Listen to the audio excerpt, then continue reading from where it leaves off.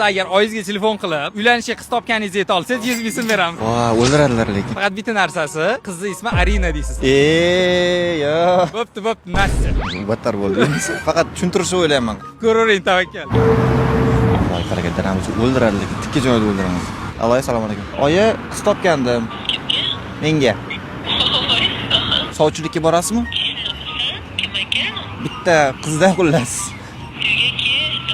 Voh, mayli.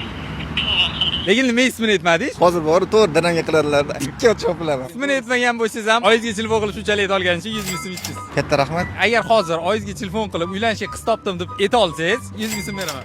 Mayli. Ayta olasizmi? Конечно. Faqat qizni otini Kristina deysiz. Bo'ldi. Nima, ko'p aytganmisiz? Onamni ochiq suhbat olib boraman. Assalomu alaykum, ona, yaxshimisiz? Bezovta qilmadimmi? Yangi qiz topdim, o'shanga uylanmoqchi edi. Astag'firulloh, nima deyapsan? Ha, Maftunchi? bilmadim, shu Kristina degan yo'q qoldi, endi fikri o'zgardi. Sovchilikka borasizlar-ku baribir. Men bormi? Bor. Nima dedilar oxirida? Puling bormi dedilar. Ertaga sovchilikka boring deya olmayman-ku. Oyilar, lekin javni qiz shok bo'lmadi, lekin men qoyilg'ayam maftunchi dedilar. Ayta olganingiz uchun tabriklayman, 100 ming so'm ichsiz. Mayli, sog' bo'ling.